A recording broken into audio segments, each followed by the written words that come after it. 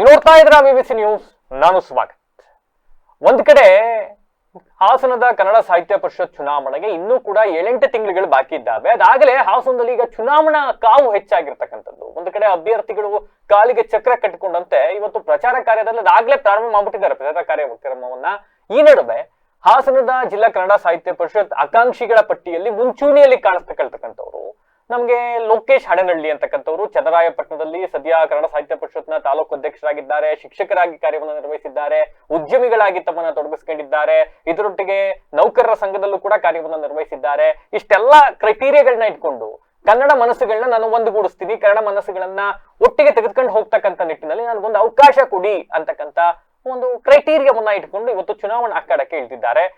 ಇವತ್ತು ನನ್ನ ಜೊತೆ ಇದ್ದಾರೆ ಲೋಕೇಶ್ ಹಡನಹಳ್ಳಿ ಅವರು. ಅವ್ರನ್ನ ಮಾತನಾಡಿಸ್ತಾ ಹೋಗೋಣ. ಯಾಕೆ ಸರ್ ನಿಮ್ಗೆ ಸಾಹಿತ್ಯ ಪರಿಷತ್ತು, ಏನ್ ಮಾಡ್ಬೇಕು ಅಂತ ಬಂದಿದ್ದೀರಿ, ಇವೆಲ್ಲವನ್ನು ಅವ್ರದೇ ನೇರವಾಗಿ ಪ್ರಶ್ನೆ ಮಾಡ್ತಾ ಹೋಗೋಣ. ಸರ್ ನಮಸ್ತೆ ಕಾರ್ಯಕ್ರಮಕ್ಕೆ. ನಮಸ್ತೆ ಸರ್. ನಮಸ್ತೆ.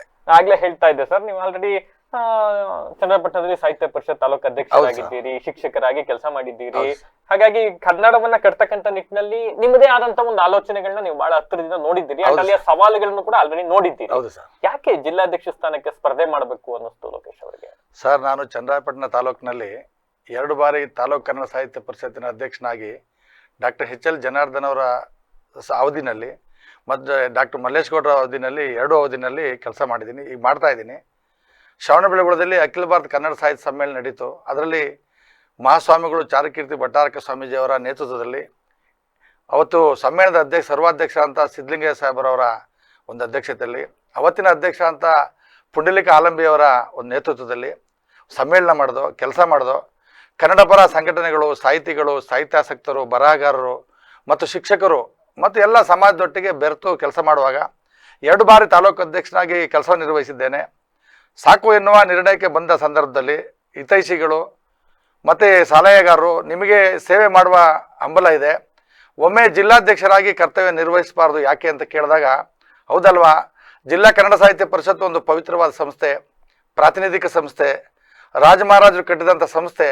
ಈ ಒಂದು ಸಂಸ್ಥೆಯಲ್ಲಿ ಬಹುಶಃ ಚನ್ನರಾಯಪಟ್ಟಣ ತಾಲೂಕಿಗೆ ಸೀಮಿತ ಆಗೋದಕ್ಕಿಂತ ಹಾಸನ ಜಿಲ್ಲೆಯ ಅಖಂಡ 8 ತಾಲೂಕುಗಳ ಹಾಸನ ಜಿಲ್ಲೆಯ ಒಂದು ಅಧ್ಯಕ್ಷನಾಗಿ ಕೆಲಸ ಯಾಕೆ ಮಾಡಬಾರ್ದು ಅಂತ ಹೇಳಿ ಸಾಹಿತ್ಯದ ಆಸಕ್ತಿ ಇದ್ದದರಿಂದ, ಸಾಹಿತ್ಯ ಪರಿಷತ್ತು ಒಂದು ಪವಿತ್ರವಾದ ಕ್ಷೇತ್ರ, ಒಂದು ಚಿಂತಕರ ಚಾವಡಿ, ಆ ದೃಷ್ಟಿಯಿಂದ ಅದರದೇ ಆದಂಥ ಒಂದು ಜಾಗ ಇದೆ, ಅದರದೇ ಆದಂಥ ಒಂದು ಸಾಹಿತ್ಯ ಕ್ಷೇತ್ರದ ವಲಯದ ಜನ ಇದ್ದಾರೆ, ಸಾಹಿತಿಗಳಿದ್ದಾರೆ, ಬರಹಗಾರರಿದ್ದಾರೆ, ಹೋರಾಟಗಾರರಿದ್ದಾರೆ, ಇವರೆಲ್ಲರನ್ನ ಶಿಕ್ಷಕರಿದ್ದಾರೆ, ನೌಕರರಿದ್ದಾರೆ ಮತ್ತು ಸಮಾಜದ ಹೋರಾಟಗಾರರಿದ್ದಾರೆ ಅಂತ ಹೇಳಿ ಈ ಕ್ಷೇತ್ರಕ್ಕೆ ಬಂದಿದ್ದೀನಿ ಸರ್. ಈಗ ನೀವು ಆಲ್ರೆಡಿ ಆಗ್ಲೇ ಹೇಳ್ದಂಗೆ ಅಖಿಲ ಭಾರತ ಕನ್ನಡ ಸಾಹಿತ್ಯ ಸಮ್ಮೇಳನವನ್ನೇ ಸಂಘಟನೆ ಮಾಡಿರ್ತಕ್ಕಂಥವ್ರು, ಬಹಳ ಅಚ್ಚುಕಟ್ಟಾಗಿ ನಡೀತಾ ಕಾರ್ಯಕ್ರಮ. ನಾವೆಲ್ಲ ನೋಡ್ದಂಗೆ ಬಹಳ ಅದ್ಭುತವಾಗಿ ನಡೆದಂತ ಒಂದು ಕಾರ್ಯಕ್ರಮ, ಯಶಸ್ವಿಯಾಗಿ ನಡೆದಂತ ಕಾರ್ಯಕ್ರಮ.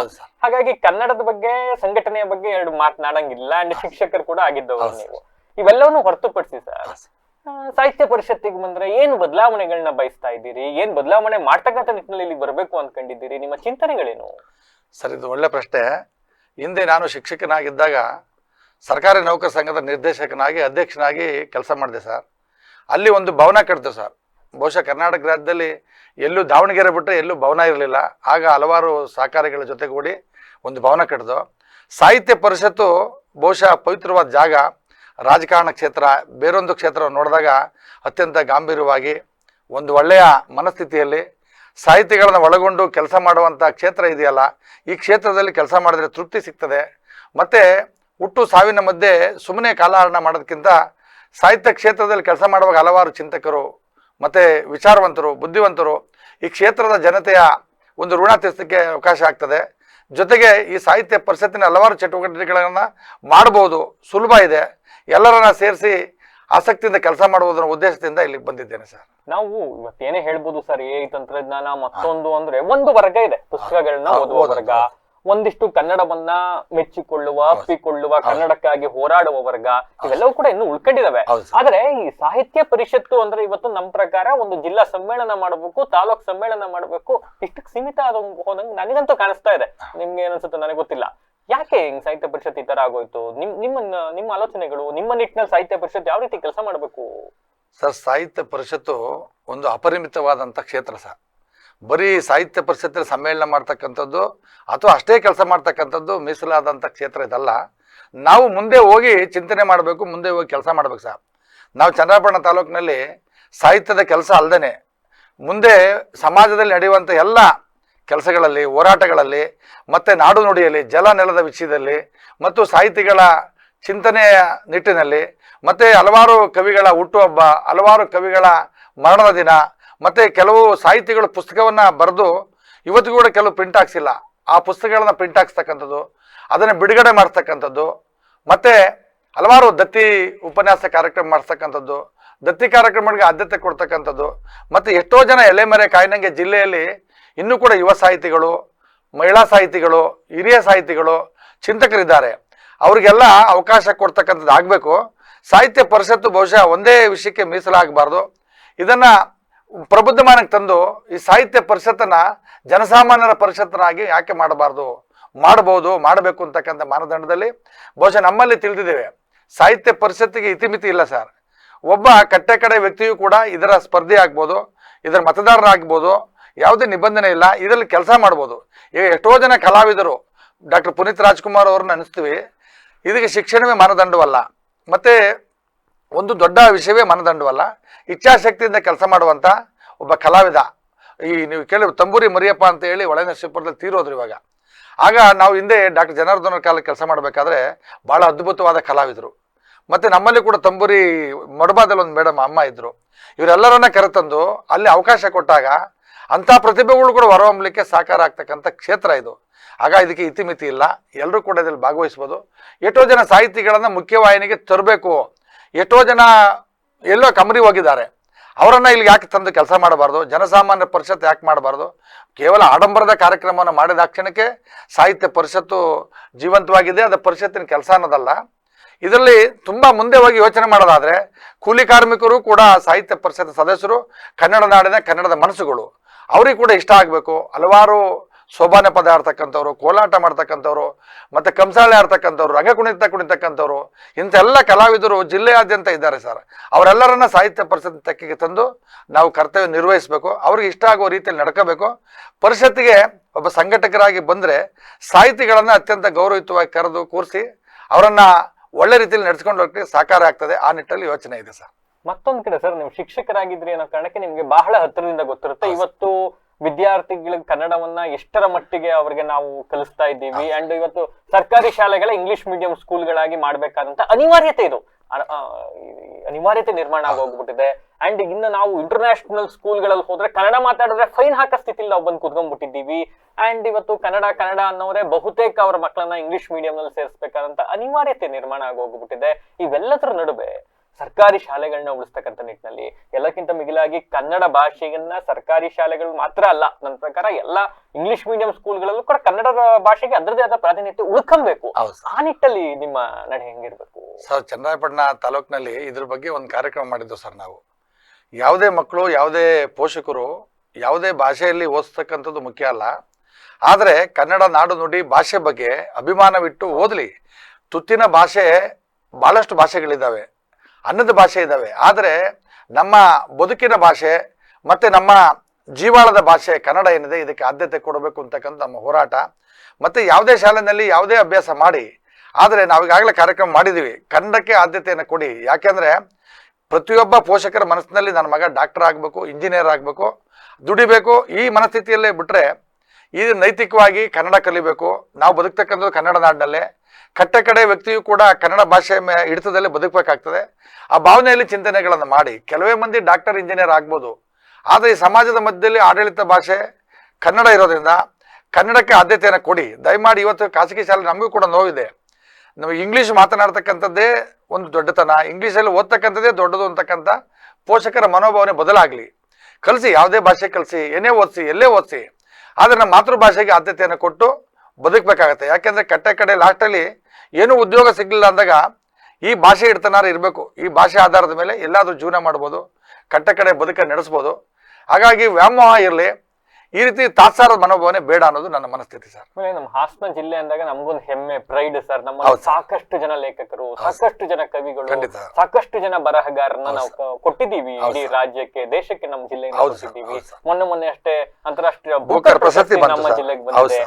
ಹಾಗಾಗಿ ಸಾಹಿತ್ಯಾಸಕ್ತರುಗಳು ನಮ್ಮಲ್ಲಿ ಇದ್ದಾರೆ, ಬಟ್ ಅವ್ರಿಗೊಂದು ಪ್ರೋತ್ಸಾಹ ಸಿಗಬೇಕಾಗತ್ತೆ. ಇವತ್ತು ಎಲ್ಲ ಒಂದು ಕಡೆ ಸಿಕ್ಕವ್ರಿಗೆ ಅವಕಾಶಗಳು ಸಿಗ್ತಾ ಹೋಗ್ತಾ ಇದೆಯೇನೋ, ಹೊಸಬರಿಗೆ ವೇದಿಕೆಗಳೆಲ್ಲ ಸಿಗ್ತಾ ಸಿಗ್ತಾ ಇಲ್ವೇನೋ, ಹೌದು ಸರ್. ಅದನ್ನ ಕಲ್ಪಿಸ್ತಕ್ಕಂಥ ನಿಟ್ಟಿನಲ್ಲಿ ಕನ್ನಡ ಸಾಹಿತ್ಯ ಪರಿಷತ್ ಒಂದಿಷ್ಟು ವೇದಿಕೆಗಳನ್ನ ಸಿದ್ಧಪಡಿಸ್ಬೇಕಾಗತ್ತೆ. ಖಂಡಿತ ಆ ನಿಟ್ಟಿನಲ್ಲಿ ನಿಮ್ಮ ಆಲೋಚನೆಗಳೇನಿದ್ದಾವೆ, ನಿಮ್ಮ ನಿಲುವುಗಳೇಂತ ಇದ್ದಾವೆ ಸರ್? ಇಲ್ಲಿ ಪರಿಷತ್ತಿನ ಕೆಲಸ ಮಾಡಬೇಕಾದ್ರೆ ಮೆಚ್ಚುಗೆಗಾಗಿ ಕೆಲಸ ಮಾಡಬಾರ್ದು ಸರ್. ಯಾರನ್ನೋ ಒಬ್ರು ಮೆಚ್ಚಕ್ಕಾಗಿ, ಸಮಾಜ ಮೆಚ್ಚಕ್ಕಾಗಿ ಕೆಲಸ ಮಾಡ್ತಕ್ಕಂಥಲ್ಲ. ನೀವು ಹೇಳಿದ್ರಿ ಹಲವಾರು ಪ್ರತಿಭೆಗಳು ಎಲ್ಲೋ ಒಂದ್ ಕಡೆ ಇದ್ದಾರೆ, ಅವಕಾಶಗಳು ವಂಚಿತರಾಗಿದ್ದಾರೆ. ಅವರಿಗೆ ಅವಕಾಶಗಳನ್ನ ನಾವು ಹೆಚ್ಚು ಹೆಚ್ಚು ಕಾರ್ಯಕ್ರಮ ಮಾಡುವ ಮೂಲಕ ಕೊಡಬೇಕು ಸರ್. ಈಗ 5 ವರ್ಷ ಕಾಲ ಇರ್ತದೆ ಸಾಹಿತ್ಯ ಪರಿಷತ್ತಿನ ಅವಧಿ ಸರ್. 5 ವರ್ಷದಲ್ಲಿ 5 ಸಮ್ಮೇಳನಗಳನ್ನು ಜಿಲ್ಲೆಯಲ್ಲಿ ಮಾಡ್ಬೋದು. 8 ತಾಲೂಕಿನಲ್ಲಿ 5 ಸಮ್ಮೇಳನ, 40 ಸಮ್ಮೇಳನಗಳು ಮಾಡ್ಬೋದು. 40 ಸಮ್ಮೇಳನದ ಅಧ್ಯಕ್ಷರುಗಳನ್ನ, ಜಿಲ್ಲೆಯಲ್ಲಿ 5 ಸಮ್ಮೇಳನದ ಅಧ್ಯಕ್ಷರುಗಳನ್ನ, ಆ 5 × 45 ಜನ ಕಾರ್ಯಕ್ರಮಕ್ಕೆ ಜಿಲ್ಲೆಯ ಸಾಹಿತಿಗಳನ್ನ, ಯುವ ಬರಹಗಾರರನ್ನ, ಯುವ ಸಾಹಿತಿಗಳನ್ನ ಒಗ್ಗೂಡಿಸ್ಕೊಂಡು ಕರ್ತವ್ಯ ಮಾಡಬಹುದು ಸರ್. ಇದರಲ್ಲಿ ಯಾಕೆ ಹೇಳ್ತೀನಿ ಅಂದ್ರೆ ಸರ್, ನಾನೊಬ್ಬ ಯುವಕ ಆಗಿ ಇವತ್ತು ಯೂತ್ಸ್ ಇವತ್ತಿನ ತಂತ್ರಜ್ಞಾನದ ಮಟ್ಟದಲ್ಲೇ ನಾವು ಮುಟ್ಟಬೇಕಾಗುತ್ತೆ. ಈಗ ಆನ್ಲೈನ್ ಗಳಲ್ಲೇ ಕವಿತೆ ಸ್ಪರ್ಧೆ ಮಾಡೋದಾಗಿರ್ಬಹುದು, ಈ ತರ ಒಂದು ಪ್ರೋತ್ಸಾಹ ಇವತ್ತೆಲ್ಲ ಸಿಗ್ತಾ ಇಲ್ಲ. ಇವತ್ತು ನಾನ್ ನೋಡ್ದಂಗೆ ಸಿಗ್ತಾ ಇಲ್ಲ. ಯುವ ಕವಿಗಳಿದ್ದಾರೆ, ಯುವ ಬರಹಗಾರರಿದ್ದಾರೆ, ಅವ್ರಿಗೆ ಯಾಕೆ ಆನ್ಲೈನ್ ಅಲ್ಲಿ ಯಾಕೆ ಪರೀಕ್ಷೆ ಮಾಡಕ್ಕಾಗೋದಿಲ್ಲ, ಆನ್ಲೈನ್ ಅಲ್ಲಿ ಯಾಕೆ ಅವ್ರಿಗೊಂದು ಕಾಂಪಿಟೇಷನ್ ಮಾಡಕ್ಕಾಗಲ್ಲ, ಈ ಮೂಲಕ ಒಂದು ಪ್ರೋತ್ಸಾಹ ಕೊಡ್ತಕ್ಕಂಥ ಕೆಲಸಗಳು ಆಗ್ತಾ ಇಲ್ಲ. ಇವೆಲ್ಲವನ್ನು ಮೀರಿ ಸರ್, ಯಾಕೆ ನಿಮಗೆ ಸಾಹಿತ್ಯ ಪರಿಷತ್, ಯಾಕೆ ಜನ ನಿಮ್ಮನ್ನ ಯಾಕೆ ಆಯ್ಕೆ ಮಾಡಬೇಕು? ಈಗ ಸಾಕಷ್ಟು ಆಕಾಂಕ್ಷಿಗಳಿಗೆ ಆಲ್ರೆಡಿ ನಿಮ್ ಜೊತೆನೆ ಒಂದಿಷ್ಟು ಜನ ರೇಸ್ ನಲ್ಲಿ ಓಡ್ತಾ ಇದ್ದಾರೆ. ಇವೆಲ್ಲವನ್ನ ಮೀರಿ ಯಾಕೆ ನಿಮ್ಮನ್ನ ಆಯ್ಕೆ ಮಾಡಬೇಕು ಜನ? ನೋಡಿ ಸರ್, ಪ್ರಜಾತಂತ್ರ ವ್ಯವಸ್ಥೆನಲ್ಲಿ ಸ್ಪರ್ಧೆ ಮಾಡ್ತಕ್ಕಂಥದ್ದು ಅವರ ಹಕ್ಕು. ಪ್ರತಿಯೊಬ್ಬ ಕನ್ನಡದ ಮನಸ್ಸು, ಕನ್ನಡದ ಸಾಹಿತ್ಯ ಪರಿಷತ್ತಿನ ಸದಸ್ಯನಾದವರು ಇದು ಸ್ಪರ್ಧೆ ಮಾಡಬಹುದು. ಆದ್ರೆ ನೀವು ಹೇಳಿದ್ರಿ ಯುವ ಸಾಹಿತಿಗಳು ಆನ್ಲೈನಲ್ಲಿ ಸಾಹಿತ್ಯದ ಚಟುವಟಿಕೆ ಅಂತ ಹೇಳಿ, ಇದಲ್ಲದೆ ಇದರ ಮುಂದಕ್ಕೆ ಯೋಚನೆ ಮಾಡೋದಾದ್ರೆ ಈಗಲೇ ಎಲ್ಲವನ್ನು ಹೇಳೋದಕ್ಕಿಂತ ಆ ಸ್ಥಾನಕ್ಕೆ ಬಂದ ಸಂದರ್ಭದಲ್ಲಿ ಇನ್ನೂ ಹಲವಾರು ಹಿರಿಯ ಸಾಹಿತಿಗಳನ್ನ, ಯುವ ಸಾಹಿತಿಗಳನ್ನ, ಮತ್ತೆ ಚಿಂತಕರನ್ನ, ಲೇಖಕರನ್ನ ಎಲ್ಲರ ಸಲಹೆ ತೆಗೆದುಕೊಂಡು ಈ ಒಂದು ಚಿಂತನೆಗಳನ್ನ ಮಾಡಿ ಬಹುಶಃ ಪರಿಷತ್ತು ಅಲ್ಲಿ ಈ ಸಾಹಿತ್ಯದ ಜಾತ್ರೆ ಆಗ್ಬೇಕು ಸರ್ ಅವಾಗವಾಗ. ಮತ್ತೆ ಸಾಹಿತ್ಯ ಪರಿಷತ್ ಯಾವಾಗಲೂ ಜಿಗಿಜಿಗಿಸ್ಬೇಕು, ಆ ಬಿಗೋ ಅನ್ಬಾರ್ದು. ಆ ಕಾರ್ಯಕ್ರಮ ಮಾಡಲಿಕ್ಕೆ ಹಾಸನದಲ್ಲಿ ತಂದೆಯಾದ ಜಾಗ ಇದೆ, ತಂದೆ ಆದಂಥ ಶಕ್ತಿ ಇದೆ. ಈ ಜಿಲ್ಲೆ ಬಹಳಷ್ಟು ಮಹತ್ವವಾದ ಜಿಲ್ಲೆ ಸರ್, ಹಾಸನ ಜಿಲ್ಲೆ. ಪ್ರಬುದ್ಧ ಮತದಾರರು, ಪ್ರಬುದ್ಧ ಜನಾಂಗ. ಹಾಗಾಗಿ ಈ ಕ್ಷೇತ್ರದಲ್ಲಿ ಬಹುಶಃ ಈ ಕಾಪಿನಾಡಿಂದ ಹಿಡಿದು ಅರೆಮಲೆನಾಡುವರೆಗೆ ಇರುವಂಥ ಹಿರಿಯ ಕಿರಿಯ ಎಲ್ಲ ಸಾಹಿತಿಗಳನ್ನ ಬಹುಶಃ ಎಷ್ಟೋ ಜನ ಮನೆಯಲ್ಲಿ ಕೂತು ಪುಸ್ತಕಗಳನ್ನು ಬರೆದು ಮನೆಯಲ್ಲೇ ಅವರು ತಮ್ಮ ಪ್ರತಿಭೆಯನ್ನ ಇದು ಮಾಡ್ಕೊಂಡಿದ್ದಾರೆ. ಪಬ್ಲಿಷ್ ಮಾಡೋಕ್ಕಾಗಿಲ್ಲ, ನಮಗೆ ಪ್ರೋತ್ಸಾಹ ಇಲ್ಲ. ಅವರಿಗೆ ಪ್ರೋತ್ಸಾಹ ಕೊಡ್ತಕ್ಕಂಥದ್ದೇ ನಮ್ಮ ಕೆಲಸ. ನಮ್ದು ಮೊದಲನೇ ಅಜೆಂಡವೇ ಅದು ಸರ್. ಜಿಲ್ಲೆ ಇರ್ತಕ್ಕಂಥ ಪ್ರತಿಯೊಬ್ಬ ಸಾಹಿತಿಗಳ, ಬರಹಗಾರರ, ಕಲಾವಿದರ, ಆಸಕ್ತರ ಪಟ್ಟಿಯನ್ನು ಮಾಡ್ಕೊಂಡು ಆದ್ಯತೆ ಮೇರೆಗೆ ಅವರಿಗೆ ಅವಕಾಶನ ಕೊಟ್ಕೊಂಡು ಅವರ ಸಲಹೆ ಸಹಕಾರ ತೆಗೆದುಕೊಂಡು ಪರಿಷತ್ ನಡೆಸ್ತಕ್ಕಂಥದ್ದು ನಮ್ಮ ಕರ್ತವ್ಯ. ಯಾಕೆಂದ್ರೆ ಈ ಪರಿಷತ್ತಿನ ಮಾಲೀಕರೇ ಅವರು. ಹೌದು, ಸಾಹಿತ್ಯ ಪರಿಷತ್ತಿನ ಅಜೀವ ಸದಸ್ಯರು ಮತ್ತು ಕಲಾವಿದರು, ಸಾಹಿತಿಗಳು, ಬರಹಗಾರರು, ಹಿರಿಯರು, ಇವರ ಒಂದು ತವರು ಮನೆ ಇದು. ಇವರಿಗೆಲ್ಲ ಇಷ್ಟ ಆಗುವಾಗೆ ನಾವು ನಡ್ಕೊಳ್ತಕ್ಕಂಥದ್ದೇ ನಮ್ಮ ಅವರಿಗೆ ಬಳುವಳಿ. ಬಹುಶಃ ನಮ್ಮ ಮೇಲೆ ವಿಶ್ವಾಸ ಇಟ್ಟು ಮತ ಕೊಟ್ಟು ಕೆಲಸ ಮಾಡುವ ಜವಾಬ್ದಾರಿ ಕೊಟ್ಟಾಗ ಅತ್ಯಂತ ಪ್ರೀತಿಯಿಂದ ಕನ್ನಡದ ಮನಸ್ಸುಗಳಿಗೆ ನೋವಾಗದಾಗೆ, ಅವರ ಭಾವನೆಗೆ ಧಕ್ಕೆ ಆಗದಾಗೆ ಈ ಬಹುಶಃ 8 ಜಿಲ್ಲೆಯ 8 ತಾಲೂಕಿನ ಸಾಹಿತಿಗಳಿಗೆ, ಕನ್ನಡದ ಮನಸ್ಸುಗಳಿಗೆ ಕಾರ್ಯಕ್ರಮಗಳನ್ನು ಕೊಡ್ತಕ್ಕಂಥದ್ದು. 8 ತಾಲೂಕಿನ ಅಧ್ಯಕ್ಷರುಗಳನ್ನು ಉತ್ತಮರನ್ನು ಆಯ್ಕೆ ಮಾಡಿ ಆ ಪರಿಷತ್ತಿಗೆ ನಿಕಟ ಸಂಪರ್ಕ ಇರಬೇಕು ಸರ್. ಪರಿಷತ್ತಿನ ಕರ್ತವ್ಯವನ್ನು ಪ್ರಾಮಾಣಿಕವಾಗಿ ಮಾಡಬೇಕು. ಮೊದಲನೇದಾಗಿ ಈ ಪರಿಷತ್ತು ಬಹಳ ಪ್ರಾಮಾಣಿಕವಾದ ಸಂಸ್ಥೆ. ಯಾವುದೇ ಕಾರ್ಯಕ್ರಮ ಮಾಡಬೇಕಾದ್ರೆ ಅದರದೇ ಆದಂಥ ಒಂದು ಜೀವಾಳ ಇದೆ, ಅದರ ನಿಟ್ಟಲ್ಲೇ ಮಾಡಬೇಕೆ ಹೊರತು ಬೇರೆ ಬೇರೆ ಉದ್ದೇಶ ಇಟ್ಕೊಂಡು ಬೇರೆ ಬೇರೆ ಜನರ ಹತ್ರ ನಾವು ಬೇರೆ ಬೇರೆ ರೀತಿ ನಡ್ಕೊಳ್ತಕ್ಕಂಥದ್ದು ನಮ್ಮ ಉದ್ದೇಶ ಅಲ್ಲ. ಅತ್ಯಂತ ಪ್ರಾಮಾಣಿಕವಾಗಿ ಇಡೀ ಜಿಲ್ಲೆ ಜನತೆಗೆ ನನ್ನ ನಿವೇದನೆ ಏನಂದರೆ, ಈ ಪರಿಷತ್ತಿಗೆ ಕೆಲಸ ಮಾಡುವಂಥ ಮನಸ್ಥಿತಿ ಉಳ್ಳವನಾಗಿದ್ದೀನಿ. ಪರಿಷತ್ತಿಗೆ ನನ್ನ ದುಡಿಮೆ ಹಣದಲ್ಲಿ 10% ಹಣವನ್ನು ಅದಕ್ಕೆ ಹಾಕಿ ಪ್ರಾಮಾಣಿಕವಾಗಿ ಆ ಕನ್ನಡದ ರಥವನ್ನು, ಆ ತೇರನ್ನು ಎಲ್ಲರಿಗೆ ಇಷ್ಟವಾಗುವ ಹಾಗೆ ನಡೀತೀನಿ ಸರ್. ಹಾಗಾಗಿ ಈ ಜಿಲ್ಲೆ ಜನತೆ ಭಾಳ ಪ್ರಬುದ್ಧರು ಸರ್. ಕೆಂಪು ಕೋಟೆ ಮೇಲೆ ಬಾವುಟ ಹಾರಿಸಲಿಕ್ಕೆ ಸಹಕಾರ ಮಾಡಿದಂಥ ಒಂದು ಜಿಲ್ಲೆ ಇದು. ಹಲವಾರು ಸಾಹಿತಿಗಳನ್ನು ಕೊಟ್ಟಂಥ ಜಿಲ್ಲೆ. ಈಗಾಗಲೇ ಹೇಳಿದರೆ ಅಂತಾರಾಷ್ಟ್ರೀಯ ಮಟ್ಟದಲ್ಲಿ ನಮ್ಮ ಬೂಕರ್ ಪ್ರಶಸ್ತಿ ಪಡೆದಂಥ ನಮ್ಮ ಬಾನು ಮುಸ್ತಾಕ್ ಮೇಡಮ್ ಅವರು ಮನೆಗೆ ಹೋಗಿದ್ದು, ಅವರು ಕೂಡ ಅದನ್ನೇ ಹೇಳಿದರು. ಹಂಪನಹಳ್ಳಿ ತಿಮ್ಮೇಗೌಡರ ಮನೆಗೆ ಹೋಗಿದ್ದು, ಮತ್ತು ಬೆಳಗುಲಿ ಕೆಂಪಯ್ಯನವರ ಮನೆಗೆ ಹೋಗಿದ್ದು, ಮೇಟಿಗೆರೆ ಹಿರಿಯಣ್ಣ ಮನೆಗೆ ಹೋಗಿದ್ದು, ಚಂದ್ರು ಕಾಳನಹಳ್ಳಿ ಸರ್ ಮನೆಗೆ, ಯುವ ಸಾಹಿತಿ ರಾಜೇಶ್ ಅವ್ರ ಮನೆಗೆ. ಎಲ್ಲರ ಇಚ್ಛೆ ಅದೇ ಸರ್, ಸಾಹಿತ್ಯ ಪರಿಷತ್ತು ಗಟ್ಟಿಗೊಳಿಸಿ ಕೆಲಸ ಮಾಡಿ ನಮಗಿಂತ ಬೇರೆ ಬೇರೆಯವರಿಗೆ ಅವಕಾಶ ಕೊಡಿರೋದೇ ಅವ್ರ ಮನಸ್ಥಿತಿ ಆಗಿದೆ. ಹಾಗಾಗಿ ಒಳ್ಳೆ ಕೆಲಸ ಮಾಡಲಿಕ್ಕೆ ಚಿಂತಕರ ಚಾವಡಿ ಇದು, ಒಳ್ಳೆ ಅವಕಾಶ. ಖಂಡಿತ ಜಿಲ್ಲೆಯ ಜನತೆ ಆಶೀರ್ವಾದ ಮಾಡಿದರೆ ಅತ್ಯಂತ ಪ್ರಾಮಾಣಿಕವಾಗಿ ಯಶಸ್ವಿಯಾಗಿ ಶಿಸ್ತಿನಿಂದ ಕೆಲಸ ಮಾಡ್ತಕ್ಕಂಥ ಇಚ್ಛಾಶಕ್ತಿಯನ್ನು ನಾನು ಹೊಂದಿದ್ದೇನೆ ಸರ್. ಈಗ ಈ ಸಾಹಿತ್ಯ ಪರಿಷತ್ ಬಂದಾಗ ನೀವು ಇಷ್ಟೊತ್ತರೆಗೂ ಹೇಳಿದ ಪಾರ್ಟ್ 1 ಸರ್.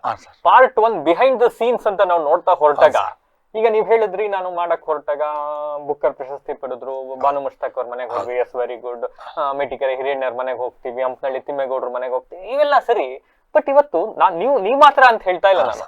ಆಕಾಂಕ್ಷಿಗಳೆಲ್ಲರನ್ನೂ ನಾನು ಹಿಂಗ್ ಹಿಡಿದು ನೋಡ್ಬೇಕಾದ್ರೆ ಫಸ್ಟ್ ರಾಜಕಾರಣಿಗಳ ಮನೆಗೆ ಹೋಗ್ತಾರೆ, ರಾಜಕಾರಣಿಗಳ ಬೆಂಬಲ ಕೇಳ್ತಾರೆ, ರಾಜಕಾರಣಿಗಳ ಒಲವು ಯಾರ ಕಡೆ ಇದೆಯೋ ಅವ್ರಿಗೆ ಆ ಕ್ಷೇತ್ರದಲ್ಲಿ ಮತ. ಯಾಕೆ ರಾಜಕಾರಣ ಯಾಕೆ ಬೇಕು ಸರ್ ಇದ್ರೊಳಗಡೆ? ಸರ್ ನಾವು ಇದನ್ನೇ ಆಧಾರವಾಗಿ ಇಟ್ಕೊಂಡು ಒಳನರಸೀಪುರಕ್ಕೆ ಹೋದೋ ಮೊದಲು ಕೌಂಟಿನ್ಯ ಅಂತ ಒಬ್ಬ ಸಾಹಿತಿ ಇದ್ದಾರೆ, ಅವರು ಬಾರಾಸು ಅಂತ ಒಬ್ಬ ಸಾಹಿತಿ ಇದ್ದಾರೆ, ಅವ್ರ ಮನೆ. ಅವರೆಲ್ಲರೂ ಭೇಟಿ ಮಾಡುವಾಗ ಇಡೀ ಜಿಲ್ಲೆಯಲ್ಲಿ ಎಲ್ಲ ಜನಪ್ರತಿನಿಧಿಗಳನ್ನ ಅತ್ಯಂತ ಗೌರವಯುತವಾಗಿ ಭೇಟಿ ಮಾಡಿದ್ವಿ ಸರ್. ಅದ್ರ ಉದ್ದೇಶ ರಾಜಕಾರಣವನ್ನ ಇಲ್ಲಿ ಮಿಶ್ರಣ ಮಾಡಬೇಕು ಅಂತಲ್ಲ. ರಾಜಕಾರಣಿಗಳು ಆಯಾ ಕ್ಷೇತ್ರದ ಕೆಲಸ ಮಾಡಬೇಕಾದ್ರೆ ನಾಡಿ ಮಿಡಿತ ತಾಲೂಕಿನ ಒಂದು ಸಾಹಿತಿಗಳ ನಂಟು ಇರ್ತದೆ, ಮತ್ತೆ ಆ ಕ್ಷೇತ್ರದ ಜವಾಬ್ದಾರಿಯನ್ನು ಹೊತ್ತು ಕೆಲಸ ಮಾಡ್ತಿರ್ತಾರೆ. ಅವರಿಗೆ ನಾನು ಒಬ್ಬ ಆಕಾಂಕ್ಷಿ ಅಂತ ಹೇಳಿ ಅವರ ಒಂದು ಆಶೀರ್ವಾದವನ್ನು ಪಡೆದು ಅವರ ಮನಸ್ಥಿತಿ ಪರಿಸ್ಥಿತಿಯನ್ನು ಕೇಳಿ ಕೆಲಸ ಮಾಡ್ಲಿಕ್ಕೆ ಹೋಗದೆ ಹೊರತು ಸಾಹಿತ್ಯ ಪರಿಷತ್ತಿನಲ್ಲಿ ರಾಜಕಾರಣವನ್ನ ಮಿಶ್ರಣ ಮಾಡಬೇಕು ಅನ್ನೋ ಉದ್ದೇಶ ಅದಲ್ಲ ಸರ್. ಬಟ್ ಯಾಕೆಂದ್ರೆ ಈ ಹಿಂದೆ ಆದದನ್ನು ನಾವು ನೋಡಿದೀವಿ ಬಹಳ.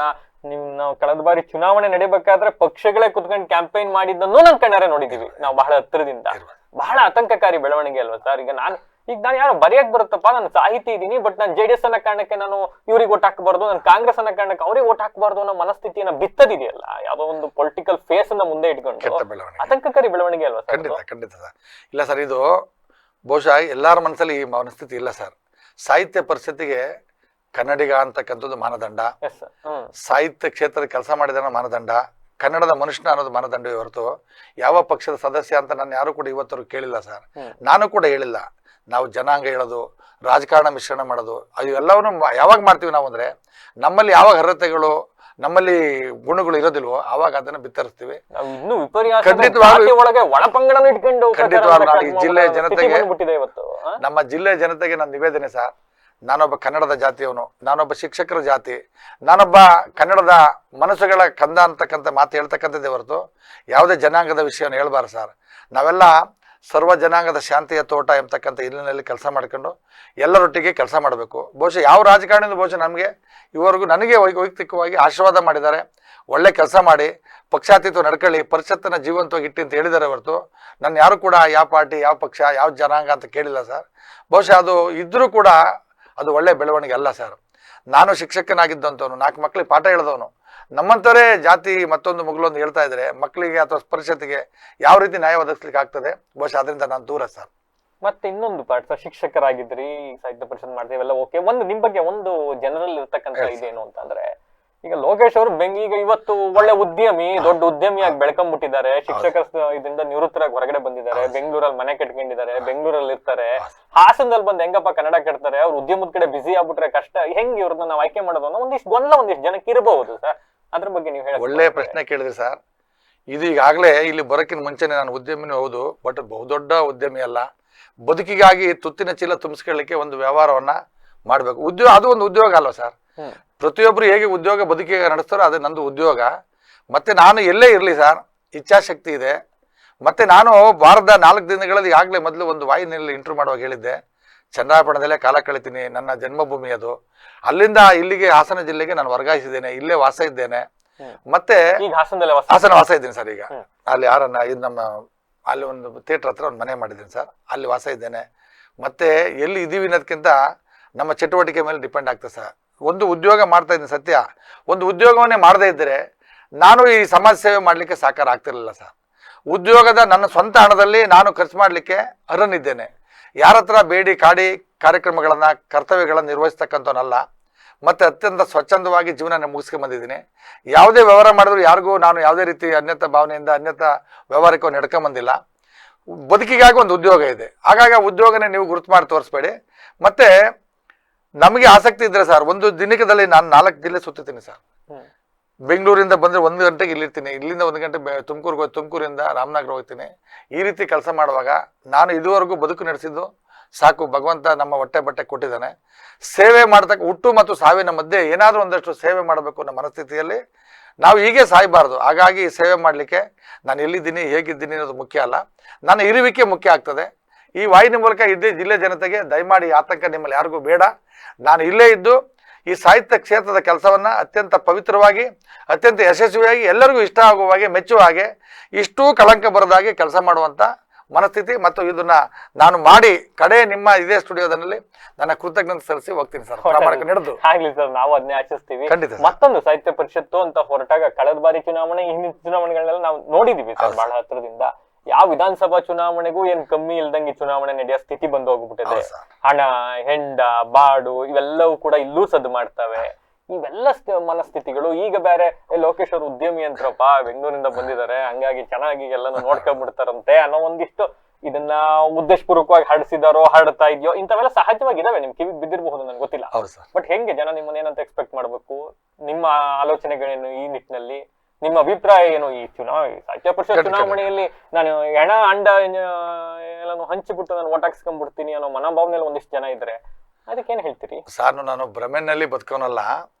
ನಾನು ಕೂಡ ದುಡ್ದಿರ್ತಕ್ಕಂಥದ್ದು ಬಹಳ ಕಷ್ಟಪಟ್ಟು ಸರ್, ಅತ್ಯಂತ ಕಡು ಬಡತನದಲ್ಲಿ ಬಂದಂಥವನು. ನಮ್ಮ ತಾಯಿ ನನ್ನ ಅಜ್ಜಿ ಇದ್ರು ಸರ್. ನನ್ನ ಅಜ್ಜಿ ಸೂಲ್ಗಿತ್ತಿ. ಒಮ್ಮೆ ಹೊಟ್ಟೆ ತುತ್ತಿನ ಚೀಲಕ್ಕೋಸ್ಕರ ಸೂಲ್ಗಿತ್ತಿ ಕೆಲಸ ಮಾಡಕ್ಕೆ ಹೋಗ್ಬೇಕಾದ್ರೆ ಒಂದು ದಿವಸ ಕರ್ಕೊಂಡು ಹೋಗ್ತಾ ಇದ್ರು. ಅವತ್ತು ಹೊಟ್ಟೆ ತುಂಬ್ತಾ ಇತ್ತು. ಅದಾದ್ಮೇಲೆ ಇನ್ನೊಮ್ಮೆ ಸುಣ್ಣ ಹೊಡಿತಾರೆ ಮನೆಗೆ, ಆ ಸುಣ್ಣ ಹೊಡಿ ಕರ್ಕೊಂಡು ಹೋಗೋರು, ಅವಾಗ ಮತ್ತೆ ಹೊಟ್ಟೆ ತುಂಬಿಸ್ತಾ ಇದ್ರು. ಅದಾದ್ಮೇಲೆ ಸೂತ್ಕ ಅಂತಕ್ಕಂಥ ಅವಾಗ ಹೋಗ್ತಿದ್ದು. ಹಾಗಾಗಿ ಬಡತನದ ಅರಿವಿದೆ. ನನಗೂ ಕೂಡ ಕಷ್ಟಪಟ್ಟಿರ್ತಕ್ಕಂಥ ಹಣ ಸರ್. ಯಾವುದೇ ಕಾರಣಕ್ಕೂ ನಾನು ಹಣದಿಂದ ಇಲ್ಲಿ ಅಳತೆ ಮಾಡ್ಲಿಕ್ಕಾಗಿ ಬಂದಿಲ್ಲ. ಈ ಜನರ ಮಧ್ಯದಲ್ಲಿ ಬರೀ ಹೇಗೋ ಜೀವನ ಮಾಡೋದಕ್ಕಿಂತ ಇಲ್ಲಿ ಯಾಕೆ ಕೆಲಸ ಮಾಡಬಾರೋದು ಆಧಾರದ ಮೇಲೆ ನಾನು ಬಂದಿದ್ದೀನಿ. ಹಣ ಆದ ಮೇಲೆ ನನಗೆ ನಂಬಿಕೆ ಇಲ್ಲ ಸರ್. ಹಣ, ಆಸ್ತಿ ಎಲ್ಲವೂ ಹೆಸರು ಬರ್ತದೆ ಹೋಗ್ತದೆ ಸರ್. ಆದರೆ ಇರುವಿಕೆ ಮಾತ್ರ ಶಾಶ್ವತ ಆಗ್ತದೆ. ನಾನು ಚನ್ನರಾಯಪಟ್ಟಣ ತಾಲೂಕಿನಲ್ಲಿ ಬಹುಶಃ 25-30 ವರ್ಷದಿಂದ ಸಮಾಜದ ಮಧ್ಯೆಯಲ್ಲಿ ಬೆಳೆದು ಬಂದಿದ್ದೀನಿ. ನಮ್ಮ ಚನ್ನರಾಯಪಟ್ಟಣದ ಯಾರು ಸಿಕ್ಕಿದ್ರೆ ಕೇಳಿ. ಹಣದ ಆಧಾರದ ಮೇಲೆ ಎಂದೂ ಬದುಕ್ತಾರಲ್ಲ, ಆಸ್ತಿ ಹಣದ ಮೇಲೆ ಬದುಕ್ತಾರಲ್ಲ. ಸಮಾಜದೊಟ್ಟಿಗೆ ನಾವು ಸರಳವಾಗಿ ಬದುಕ್ತವ್ರು ಸರ್, ಕಷ್ಟ ಸುಖ ಗೊತ್ತಿರ್ತಕ್ಕಂಥವ್ರು. ಸ್ವತಃ ನಾನು ಒಬ್ಬ ರೈತನ ಮಗ, ನಾನು ಕೂಡ ರೈತ ಸರ್. ನಾನು ಎಲ್ಲ ಬೆಳೆಗಳನ್ನು ಬೆಳೆದಂಥವನು, ಮಾರ್ಕೆಟಿಂಗ್ ಮಾಡಿದಂಥವ್ರು. ಮೂಲ ನಾನು ಓದಬೇಕಲ್ಲ ವಿದ್ಯಾರ್ಥಿ ದಶೆಯಲ್ಲಿ ತರಕಾರಿ ಮಾರ್ತಿದ್ದೆ ಸಂತೆಲಿ ಸರ್. ಲಾಭ ನಷ್ಟಗಳನ್ನ ನೋಡಿದಂಥವ್ರು. ತುಂಬ ಜನ ಸಾಹುಕಾರಗಳನ್ನ, ಬಡವರನ್ನ ಬದುಕಿ ಜೀವನ ಮುಗಿಸ್ತವ್ರು ನೋಡಿದ್ದೀನಿ. ಯಾವುದೂ ಶಾಶ್ವತವಲ್ಲ ಸರ್. ನನಗೆ ದಯಮಾಡಿ ಆ ಹಣೆಪಟ್ಟಿಯನ್ನು ಕಟ್ಟಬೇಡಿ. ತುಂಬ ಭಕ್ತಿಯಿಂದ ಭಾಳ ಕಟ್ಟದಿಂದ ಬದುಕಿ ಬಂದಿದ್ದೇವೆ. ಸೇವೆ ಮಾಡಲಿಕ್ಕೆ ಒಳ್ಳೆ ಕ್ಷೇತ್ರ. ನೀವು ಈಗೆಲ್ಲ ಮಾನದಂಡ ಹಾಕಿ ಕೇಳೋದಾದ್ರೆ ಸಮಾಜದ ಮಧ್ಯದಕ್ಕೆ ಯಾರು ಕೂಡ ಬರಲಿರ್ತಕ್ಕಂಥ ಸಂದರ್ಭ ನಿರ್ಮಾಣ ಆಗ್ತದೆ. ಕೆಲಸ ಮಾಡಲಿಕ್ಕೆ ಶ್ರೀಮಂತಿಕೆ, ಹಣ, ಆಸ್ತಿ ಮಾತ್ರ ಮುಖ್ಯ ಅಲ್ಲ. ಇಚ್ಛಾಶಕ್ತಿ, ಮನಸ್ಥಿತಿ ಮತ್ತೆ ಅರ್ಪಣ ಮನಸ್ಥಿತಿ ಇರಬೇಕು. ನಾವು ಶಿಕ್ಷಕರಾಗಿದ್ದವನು ಸರ್. ನಾನು ಶಿಕ್ಷಕ ವೃತ್ತಿಯಲ್ಲೇ ಮುಂದುವರಿತಿದ್ದೆ. ಆಗಿದ್ರೆ ನಾನು ಶಿಕ್ಷಕ ವೃತ್ತಿಯನ್ನು ಬಿಡ್ಲಿಕ್ಕೆ ಮುಖ್ಯವಾದ ಕಾರಣ ಏನಂದ್ರೆ, ಆ ಮಕ್ಕಳಿಗೆ ನನ್ನ ಆಸಕ್ತಿ ಮತ್ತು ಅಭಿರುಚಿ ಬೇರೆಡೆಗೆ ಇದ್ದಿದ್ರಿಂದ ನಾನಲ್ಲಿ ಇರಬಾರ್ದು. ನನ್ನಿಂದ ಉತ್ತಮವಾದ ಶಿಕ್ಷಕರಿಗೆ ಒಳ್ಳೆ ಹೆಸರು ಬರಬೇಕು, ಕೆಟ್ಟ ಹೆಸರು ಬರಬಾರ್ದು. ಮತ್ತೆ ಯಾವ ಜಾಗಕ್ಕೆ ನಾವು ನ್ಯಾಯ ಕೊಡ್ಲಿಕ್ಕೆ ಸಾಕಾಗೋದಿಲ್ವೋ ಆ ಕ್ಷೇತ್ರದಲ್ಲಿ ಒಮ್ಮೆಯೂ ಕೂಡ ಇರಬಾರ್ದು ಸರ್. ನಾನು ಇವತ್ತವರೆಗೂ ಅಷ್ಟೇ ಸರ್. ಈಗಾಗಲೇ ಮೊನ್ನೆ ಸಾಹಿತ್ಯ ಪರಿಷತ್ನಲ್ಲಿ ಒಮ್ಮೆ ನಾನು ರಾಜೀನಾಮೆ ಕೊಟ್ಟಿದ್ದೆ ತಾಲೂಕು ಅಧ್ಯಕ್ಷನಾಗಿ. ರಾಜ್ಯಾಧ್ಯಕ್ಷರ ನಡೆ ಒಮ್ಮೆ ನನಗೆ ಸರಿ ಕಾಣಿಸ್ತಾ ಇದ್ದಾಗ ನಾನು ಒಪ್ಪಲಿಲ್ಲ ಸರ್. ಅನುದಾನ ಕೊಡ್ಲಿಲ್ಲ, ಪರಿಷತ್ತಿಗೆ ರೆನ್ಯುಮರೇಷನ್ ಕೊಡ್ಲಿಲ್ಲ. ಸಮ್ಮೇಳನಕ್ಕೆ ಹೋದಾಗ ಸಮ್ಮೇಳನಗಳು ನಡೆಸಲಿಕ್ಕೆ ಸಾಕಾರ ಮಾಡಲಿಲ್ಲ. ಮತ್ತೆ ಪರಿಷತ್ತಿನ ಕೆಲಸಕ್ಕೆ ಕರೆದಾಗ ಬರಲಿಲ್ಲ. ಮತ್ತೆ ಅವರ ಮನೋಧೋರಣೆಗಳು ನಮ್ಗೆ ಹಿಡಿಸ್ಲಿಲ್ಲ. ಹಾಗಾಗಿ ಯಾವತ್ತೂ ಕೆಟ್ಟದಕ್ಕೆ ರಾಜಿ ಮಾಡಿ ಯಾವುದೇ ಹುದ್ದೆಯಲ್ಲಿ ನಾವು ಕೂರ್ತಕ್ಕಂಥವ್ರಲ್ಲ ಸರ್. ಕೆಟ್ಟದನ್ನು ಕಂಡಾಗ ಅಲ್ಲೇ ನೋಡಿ ಹುದ್ದೆಗೆ ಅಂಟ್ಕೊಂಡು ಕೂರ್ಲಿಕ್ಕೆ ಇದು ಲಾಭದಾಯಕ ಹುದ್ದೆ ಅಲ್ಲ ಸರ್. ಇದು ಜೀವನ ಮಾಡ್ತಕ್ಕಂಥ ಹುದ್ದೆಯೂ ಇಲ್ಲ. ಭಗವಂತ ಕೊಟ್ಟಿರೋದ್ರಲ್ಲಿ ಈ ಕನ್ನಡದ ಸೇವೆ ಮಾಡ್ಲಿಕ್ಕೆ ಒಂದು ಅವಕಾಶ, ಒಂದು ಜವಾಬ್ದಾರಿ ಅಂತ ತಿಳ್ಕೊಂಡು ಜಿಲ್ಲೆಯ ಜನತೆಯ ಮಧ್ಯದಲ್ಲಿ ಇರ್ಬೋದು ಸರ್. ಇಲ್ಲಿ ಒಂದು ಖುಷಿ ಇದೆ ಸರ್. ಹಣ, ಐಶ್ವರ್ಯ ಎಲ್ಲವೂ ಬರ್ತದೆ ಹೋಗ್ತದೆ. ದೊಡ್ಡ ದೊಡ್ಡ ಸಾಹಿತಿಗಳ ಮಧ್ಯೆ, ನಿಮ್ಮಂಥವ್ರ ಮಧ್ಯೆ, ಸಮಾಜದ ಮಧ್ಯೆ ಇದ್ದರೆ ಮನುಷ್ಯನ ಆಯಸ್ಸು ಜಾಸ್ತಿ ಆಗ್ತದೆ. ಬಟ್ ಎಷ್ಟೇ ಹಣ ಆಸ್ತಿ ಗಳಿಸಿದ್ರೆ ಎಲ್ಲವೂ ಕೂಡ ನಶ್ವರ. ಮತ್ತು ಎಷ್ಟು ಮಾಡಿದ್ರೂ ಕೂಡ ಆಸೆ ತಪ್ಪೋದಿಲ್ಲ. ಹಾಗಾಗಿ ಸಾಹಿತ್ಯ ಕ್ಷೇತ್ರ ಒಂದು ಪವಿತ್ರವಾದ ಕ್ಷೇತ್ರ, ಭಾಳಷ್ಟು ಪವಿತ್ರವಾದ ಸರ್. ಇಲ್ಲಿ ಯಾವುದೇ ಆಪಾದನೆಗಳು ಬರೋದಿಲ್ಲ. ಮೇಲೆ ನಾನು ಕೆಲಸ ಮಾಡಲಿಲ್ಲ, ಕೆಲಸ ಕೊಡಲಿಲ್ಲ, ಅಥವಾ ನೀವು ಲೀಡರ್ ಆಗಿದ್ದೀರಿ ಹೀಗೆ ಹಾಗೆ ಅಂತ ಬರೋದಿಲ್ಲ. ಸಾಹಿತ್ಯದ ಕೆಲಸವನ್ನು ಅಚ್ಚುಕಟ್ಟಾಗಿ ಶಿಸ್ತುಬದ್ಧವಾಗಿ ಸಮರ್ಥವಾಗಿ ನಿರ್ವಹಿಸಿದ್ರೆ, ಸಾಹಿತಿಗಳಿಗೆ, ಕನ್ನಡ ನಾಡಿನ ಮನಸ್ಸುಗಳಿಗೆ ಇಷ್ಟವಾದರೆ ಅದೇ ಒಳ್ಳೆ ಉದ್ಯೋಗ. ಅವಕಾಶ ಸಿಕ್ಕಾಗ ಎಷ್ಟು ಜನಕ್ಕೆ ಪ್ರೋತ್ಸಾಹ ಕೊಡಕ್ ಸಾಧ್ಯನೋ, ಎಷ್ಟು ಜನ ಯುವಕರಿಗೆ ಪ್ರೋತ್ಸಾಹ ಕೊಟ್ಟು ಅವ್ರನ್ನ ಕರ್ಕೊಂಡ್ ಬರ್ತೀವೋ ಅಷ್ಟು ನಾವು ಕನ್ನಡವನ್ನ ಮುಂದಕ್ಕೆ ತಗೊಂಡು ಹೋಗಕ್ಕೆ ಸಾಧ್ಯ ಆಗುತ್ತೆ ಅಂತ. ಇವೆಲ್ಲ ಒಂದು ಮೀರಿ ಸರ್, ಸಾಕಷ್ಟು ಜನ ನನ್ನ ಕೇಳೋ ಪ್ರಶ್ನೆ, ನಾನು ಇಲ್ಲಿ ಬಂದವರೆಲ್ಲರನ್ನೂ ಕೇಳ್ತಿರೋ ಪ್ರಶ್ನೆ ಅದೇ. ಇನ್ನೂ 7-8 ತಿಂಗಳಿದೆ, ಯಾಕೆ ಆತುರ, ಯಾಕೆ ಇಷ್ಟೊಂದು ಸ್ಪೀಡು, ಯಾಕೆ ಈಗಲೇ ಈ ಹೋರಾಟಗಳು, ಈ ಪ್ರಚಾರಗಳು ಯಾಕೆ ಇಷ್ಟು ಬೇಗ ಬಂದ್ಬಿಡ್ತು ಅಂತ. ಏನಾಗಿದೆ ಸರ್, ಚುನಾವಣೆ ಆಯಾಮಗಳು ಇತ್ತೀಚಿನ ದಿನಮಾನಗಳಲ್ಲಿ ಬದಲಾಗಿದೆ ಸರ್. ಬಹುಶಃ ನಾವು ಸುಮ್ಮನೆ ಇದ್ದ ಸರ್, ಇನ್ನೂ ಭಾಳ ದಿನ ಇದೆ, ನಮಗೂ ಕೂಡ ಮುಜುಗರ ಇದೆ. ಜನರ ಮುಂದೆ ಹೋಗಿ ಅವ್ರ ಹತ್ರ ಇಷ್ಟು ಬೇಗ ಬಂದ್ರಲ್ಲಪ್ಪ ಅನ್ನೋ ಆಪಾದನೆ ಗುರಿ ಆಗಬಾರ್ದು ಅನ್ನೋ ಮನಸ್ಥಿತಿ ಇದೆ. ಆದರೆ ನಮ್ಮ ಸಹ ಸ್ಪರ್ಧಿಗಳು ಭಗವಂತನ ಮೇಲೆ ಆಣೆ ನಮಗಿಂತ ಮುಂಚೆನೇ ಹೋಗಿ ಪ್ರಚಾರ ಮಾಡ್ತಾಯಿದ್ರು. ಈ ಜಿಲ್ಲೆಯ ಜನತೆ ನಾಡಿ ಮಿಡಿತ ನಮಗೆ ಗೊತ್ತಿದೆ ಸರ್. ನಾನು ಜಿಲ್ಲೆ ಒಡನಾಟ ಹೊಂದಿದ್ದೀನಿ ಹಿಂದ್ಲಿಂದನೂ ಕೂಡ. ಒಮ್ಮೆ ಒಬ್ಬರಿಗೆ ಮಾತು ಕೊಟ್ಟಾಗ ಆ ಮಾತಿನಿಂದ ಹೊರಗಡೆ ಬಂದು ಇನ್ನೊಬ್ಬರಿಗೆ ಒಳ್ಳೆಯವರಿಗೆ ಸಹಾಯ ಮಾಡಬೇಕು ಅನ್ನೋ ಮನಸ್ಥಿತಿ ಬಂದರೂ ಕೂಡ ಸಹಾಯ ಮಾಡ್ತಕ್ಕಂಥ ಪರಿಸ್ಥಿತಿಯಲ್ಲಿ ಇಕ್ಕಟ್ಟಿಗೆ ಸಿಕ್ಕಾಕೊಂಡ್ಬಿಡ್ತಾರೆ ನಮ್ಮ ಮಾನಸಿಗೆ. ನಾವು ಮತದಾರರ ಹತ್ರ ಇನ್ನೂ ಹೋಗಿಲ್ಲ ಸರ್. ಮತದಾರರಿಗೆ ನಿಮ್ಮ ವಾಹಿನಿ ಇಂಥ ಮೂಲಕ ನಿವೇದನೆ ಬಿಟ್ಟರೆ ಮುಖಂಡರು, ಸಾಹಿತಿಗಳು, ಚಿಂತಕರು, ಲೇಖಕರು, ಮತ್ತು ಈ ಕನ್ನಡ ಪರ ಸಂಘಟನೆಗಳು ಮತ್ತು ಕನ್ನಡದ ಹೋರಾಟಗಾರರನ್ನ ಭೇಟಿ ಮಾಡಿ ನಾನು ಒಬ್ಬ ಸ್ಪರ್ಧಿ ಇದ್ದೀನಿ ಸರ್, ನನ್ನ ಭವಿಷ್ಯ ಹಿಂಗಿದೆ, ನನ್ನ ಜೀವನ ಹೀಗಿದೆ ಅಂತ ಅಪೀಲ್ ಮಾಡ್ತಾ ಇರೋದೇ ಹೊರತು ಚುನಾವಣೆಗೆ ಸಂಬಂಧಪಟ್ಟಂಗೆ ಬಹಳ ಆತುರವಾಗಿ ಜನರಿಗೆ ಮುಜುಗರ ಉಂಟು ಮಾಡುವ ರೀತಿಯಲ್ಲಿ ಹೋಗ್ತಾ ಇಲ್ಲ ಸರ್. ನನ್ನ ಒಂದು ಕೋರಿಕೆ ನಿವೇದನೆನ ಜನರ ಮನಸ್ಸಲ್ಲಿ ಇಡ್ತಾ ಇದ್ದೆ. ನಾನು ಚನ್ನರಾಯಪಟ್ಟಣ ತಾಲೂಕು ಅಧ್ಯಕ್ಷನಿದೆ ಲೋಕೇಶ್ ಅಂತ ಹೇಳಿ ಈಗ ಹೇಳುವ ಸಂದರ್ಭದಲ್ಲಿ ಅವರಿಗೆ ಮನದಟ್ಟಾಗಬೇಕಾಗಿದೆ. ಆ ಕಾರಣದಿಂದ ಬಿಟ್ಟರೆ ನನಗಿಂತ ಮುಂಚೆನೇ ಮುಂದುವರೆದು ಹೋದಂಥ ಸಂದರ್ಭ ನೋಡಿ ನಾವು ಇದಕ್ಕೆ ಧುಮುಕಿದ್ದಾಗಿದೆ ಸರ್. ಯಾಕೆಂದ್ರೆ ಮೊನ್ನೆ ಯಾರೋ ಪತ್ರಿಕಾಗೋಷ್ಠಿ ಮಾಡ್ಬೇಕಾದ್ರೆ ನಾನು ನೋಡಿದೆ, ನಾನು ಅದಕ್ಕೆ ಒಪ್ಕೊಳ್ತೀನಿ. ಯಾಕೆಂತಂದ್ರೆ ಈಗ ಸಾಹಿತ್ಯ ಪರಿಷತ್ ಅಧ್ಯಕ್ಷರಿದ್ದಾರೆ ಮಲ್ಲೇಶ್ ಗೌಡ್ರು, ಆಲ್ರೆಡಿ ಕೆಲಸ ಮಾಡ್ತಾ ಇದ್ದಾರೆ. ಇವೆಲ್ಲದರ ನಡುವೆ ಈಗಲೇ ಬಂದು ಪ್ರಚಾರ ಮಾಡ್ತಕ್ಕಂಥದ್ದು ಇವು ಅನ್ನೋದಕ್ಕಿಂತ ಎಲ್ಲ ಒಂದ್ ಕಡೆ ಜನಾಭಿಪ್ರಾಯ ಕಲೆಕ್ಟ್ ಮಾಡ್ಕೊಳ್ತಾ ಇದೀವಿ, ಮುಖಂಡರುಗಳ ಹೆಂಗ್ ಮಾಡಬೇಕು ಅನ್ನೋದನ್ನ ಕೇಳ್ತಾ ಇದ್ದೀವಿ ಅಂತ ಹೋಗ್ಬಹುದೇನೋ ಈ ಸಂದರ್ಭದಲ್ಲಿ. ಸರ್ ಈಗ ಪೂರ್ವ ತಯಾರಿ ಇರ್ಬೇಕು ಸರ್. ಯಾವ್ದು ಹೌದು, ಈಗ ಒಂದ್ ಮನೆ ಕಟ್ಬೇಕಾದ್ರೆ ಒಂದು ನೀಲಿ ನಕ್ಷೆ ಇಲ್ದಲೆ ಅಥವಾ ಮನೇಲಿ ಚಿಂತನೆ ಮಾಡ್ದಲೆ ಅದಕ್ಕೆ ಪರಿಕರಗಳ ಹೊಂದಿಸ್ಕೊಳ್ದಲೆ ಸಲಕರಣೆಗಳು ಹೊಂದಿಸ್ಕೊಳ್ದೆ ಯಾರೋ ಒಂದ್ ಮನೆ ಕಟ್ಟಕ್ಕಾಗಲ್ಲ ಸರ್. ಒಂದ್ ಮನೆ ಕಟ್ಟಕ್ಕೆ 6 ತಿಂಗಳು ಮುಂಚೆ ಯೋಚನೆ ಮಾಡ್ತಾರೆ. ಒಂದ್ ಸಂಸ್ಥೆ ಕಟ್ಟಕ್ಕೆ ಒಂದು 6 ವರ್ಷ ಮುಂಚೆ ಯೋಚನೆ ಮಾಡ್ತಾರೆ. ಇಂಥ ಪವಿತ್ರವಾದ ಜಾಗಕ್ಕೆ ಬರ್ಬೇಕಾದ್ರೆ ನನಗೆ ನಾನು ಸ್ವಯಂ ವಿವೇಚನೆಯಿಂದ ಪ್ರಶ್ನೆ ಹಾಕೊಂಡದುಂಟು ಸರ್. ಈ ಕ್ಷೇತ್ರಕ್ಕೆ ನಾನು ನ್ಯಾಯ ಒದಗಿಸಲಿಕ್ಕೆ ಆಗ್ತದ? ನ್ಯಾಯ ಒದಗಿಸಬೇಕಾದ್ರೆ ಏನೇನು ಚಿಂತನೆಗಳಿರಬೇಕು, ಏನೇನು ತ್ಯಾಗಗಳನ್ನು ಮಾಡಬೇಕು, ಏನು ಸಮಯನ ಮೀಸಲಿಡಬೇಕು ಅಂತ ಅನ್ನುವಾಗ ನಾವು ಬಹುಶಃ 6 ತಿಂಗಳು ಮುಂಚೆ, ಈಗ ಬಹುಶಃ ಯಾವುದೇ ರಾಜಕಾರಣಿ ಇಳಿಬೇಕಾದ್ರೆ 1 ವರ್ಷ ಮುಂಚೆನೇ ತಯಾರು ಮಾಡ್ಕೊತಾರೆ ಸರ್. ರಾಜ್ಯದ ಮುಖ್ಯಮಂತ್ರಿ ಇದ್ದವರು 6 ತಿಂಗಳು ಮುಂಚೆನೇ ಎಲ್ಲ ಕಡೆ ಪ್ರವಾಸ ಮಾಡ್ತಾರೆ. ಇದಕ್ಕೆ ನಿರ್ದಿಷ್ಟವಾದ ಒಂದು ಪಕ್ಷ ಇಲ್ಲ, ಚಿಹ್ನೆ ಇಲ್ಲ, ಅದರದೇ ಆದ ಕಾರ್ಯಕರ್ತರು ಇರೋದಿಲ್ಲ. ಬಟ್ ಎಲ್ಲ ಒಂದೇ ಅಂತ ಇರ್ತಾರೆ. ಅದರಲ್ಲಿ ನಮ್ಮ ಆಯ್ಕೆ ಆಗಬೇಕಾದ್ರೆ ಅವ್ರ ಹತ್ರ ನಾವು ಹೋಗಿ ನಾನು ಒಬ್ಬ ಇದ್ದೀನಿ ಅಂತ ಹೇಳ್ತಕ್ಕಂಥದ್ದು ಅದು ಸಂದರ್ಭಕ್ಕೆ ಅನುಗುಣವಾಗಿದೆ ಅಂತ ನನಗನ್ಸುತ್ತೆ ಸರ್. ಎಸ್, ಕೊನೆಯದಾಗಿ ಸರ್ ಸಾಕಷ್ಟು ಮಾತನಾಡಿದ್ದೀವಿ, ಜನರಿಗೆ ಏನೇನು ವಿಷಯ ತಲುಪಿಸ್ಬೇಕೋ ತಲುಪಿಸಿದೀವಿ ಅಂತ ಭಾವಿಸ್ತೀನಿ. ಕೊನೆಯದಾಗಿ ನಮ್ಮ ವೀಕ್ಷಕರಿಗೆ ಏನಾದ್ರು ಹೇಳಲಿಕ್ಕೆ ಬಯಸಿದ್ರೆ, ಏನಾದ್ರು ಕೇಳಲಿಕ್ಕೆ ಬಯಸಿದ್ರೆ ಅಥವಾ ನಿಮ್ಮ ನಿವೇದನೆಗಳನ್ನ ಹೇಳೋಕೆ ಇಷ್ಟಪಡೋದಾದ್ರೆ? ಇಡೀ ಜಿಲ್ಲೆಯ ಕನ್ನಡ ಮನಸ್ಸುಗಳಿಗೆ, ಅಜೀವ ಸದಸ್ಯರಿಗೆ, ಕನ್ನಡ ಪರ ಸಂಘಟನೆಗಳಿಗೆ ಮತ್ತೆ ಗೌರವಾನ್ವಿತ ಸಾಹಿತಿಗಳಿಗೆ ಎಲ್ಲರಲ್ಲಿ ನಿವೇದನೆ ಏನಂದ್ರೆ, ಈ ಪರಿಷತ್ತಿಗೆ ಯಾವುದೇ ಬೇರೆ ಮಾನದಂಡಗಳನ್ನು ಬಿಟ್ಟು ಕನ್ನಡದ ಪರ, ಕನ್ನಡ ಸಾಹಿತ್ಯದ ಪರ ಒಳ್ಳೆಯ ಮನಸ್ಥಿತಿಯನ್ನಿಟ್ಟು ಕೆಲಸ ಮಾಡುವಂಥ ಅವ್ರಿಗೆ ಅವಕಾಶ ಮಾಡಿ, ನನಗೆ ಅವಕಾಶ ಮಾಡಿ ಆ ಪರಿಷತ್ತನ್ನು ಜನಸಾಮಾನ್ಯರ ಪರಿಷತ್ತನ್ನಾಗಿ ಮಾಡಿ ಜನರಿಗೆ ಇಷ್ಟ ಆಗುವ ಹಾಗೆ ಪರಿಷತ್ತಿನ ಒಂದು ಮೂಲ ಉದ್ದೇಶ ಅದನ್ನು ಈಡೇರಿಸಿ ಅತ್ಯಂತ ಪ್ರಾಮಾಣಿಕವಾಗಿ ಸ್ವಚ್ಛಂದವಾಗಿ ಕರ್ತವ್ಯ ನಿರ್ವಹಿಸ್ತೇನೆ. ನನಗೆ ಸಹಕಾರ ಮಾಡಿ ಈ ಸಂದರ್ಭದಲ್ಲಿ ಪ್ರತಿಯೊಬ್ಬ ಸದಸ್ಯರನ್ನು ಭೇಟಿ ಮಾಡಲಿಕ್ಕೆ ಕಷ್ಟ ಆಗ್ತದೆ, ಆದರೂ ಕೂಡ ಪ್ರಯತ್ನ ಮಾಡಿ ಪ್ರತಿಯೊಬ್ಬ ಜೀವ ಸದಸ್ಯರನ್ನು ಭೇಟಿ ಮಾಡ್ತೀವಿ. ಭೇಟಿ ಮಾಡಲಿಕ್ಕೆ ಸಾಧ್ಯ ಆಗಲಿಲ್ಲ ಅಂದರೂ ಕೂಡ ನಿಮ್ಮ ಆಶೀರ್ವಾದದಿಂದ ಒಳ್ಳೆ ಕೆಲಸ ಮಾಡೋ ಉದ್ದೇಶವನ್ನು ಹೊಂದಿದ್ದೇನೆ. ನೀವೆಲ್ಲ ಕೂಡ ಒಂದು ಮತದ ಮೂಲಕ ಯೋಚಿಸಿ ಮತ ಹಾಕಿ ನಮಗೆ ಸಹಕರಿಸಿ ಅಂತ ಈ ಸಂದರ್ಭದಲ್ಲಿ VVC ವಾಹಿನಿ ಮೂಲಕ ನಿವೇದನೆ ಮಾಡ್ತೀನಿ. ನಮಸ್ಕಾರ ಬಂಧುಗಳೇ. ನಮಸ್ಕಾರ. ನಮಸ್ಕಾರ ಸರ್. ಎಸ್, ಇಷ್ಟೊತ್ತರು ಲೋಕೇಶ್ ಅವರು ಮಾತನಾಡ್ತಾ ಇದ್ರು. ಅವ್ರು ಮಾತನಾಡ್ಬೇಕಾದ್ರೆ ನನಗೆ ಬಹಳ ಇಷ್ಟ ಆಗಿದ್ದು ಒಂದು ಪದ, ಶಿಕ್ಷಕರಾಗಿ ಕೆಲಸ ಮಾಡ್ತಾ ಇದ್ರಂತೆ. ಆ ಸಂದರ್ಭದಲ್ಲಿ ಆಸಕ್ತಿ ಬೇರೆ ಕಡೆ ಹೋದಾಗ ನಾನು ಆ ಸ್ಥಾನಕ್ಕೆ ನ್ಯಾಯ ಒದಗಿಸಕ್ಕಾಗೋದಿಲ್ಲ ಅಂದಾಗ ಶಿಕ್ಷಕ ಸ್ಥಾನಕ್ಕೆ ರಾಜೀನಾಮೆಯನ್ನು ಕೊಟ್ಟು ಹೋಗಿ ಉದ್ಯಮವನ್ನು ಮಾಡ್ತಾರೆ. ಅದಾದ ನಂತರ ಕನ್ನಡ ಸಾಹಿತ್ಯ ಪರಿಷತ್ ತಾಲೂಕು ಅಧ್ಯಕ್ಷರಾಗ್ತಾರೆ. ಅಲ್ಲಿ ರಾಜ್ಯ ಸಂಘದಿಂದ ಸೂಕ್ತವಾದ ಅನುದಾನ ಬರೋದಿಲ್ಲ, ಸೂಕ್ತವಾಗಿ ಅವ್ರು ಸ್ಪಂದಿಸ್ತಾ ಇಲ್ಲ ಅನ್ನೋ ಕಾರಣಕ್ಕೆ ರಾಜ್ಯಾಧ್ಯಕ್ಷರ ವಿರುದ್ಧವೇ ಯಾರಿಗೂ ಬಕೆಟ್ ಹಿಡಿಯೋ ಅವಶ್ಯಕತೆ ಇಲ್ಲ ಅಂತ ಹೇಳಿ ಆ ಸ್ಥಾನಕ್ಕೆ ರಾಜೀನಾಮೆ ಕೊಡ್ತೀನಿ ಅಂತ ಹೊರಡ್ತಾರೆ. ಪ್ರಶ್ನೆಯನ್ನ ಮಾಡ್ತಾರೆ ಮೊದಲನೇ ರಾಜ್ಯದಲ್ಲಿ.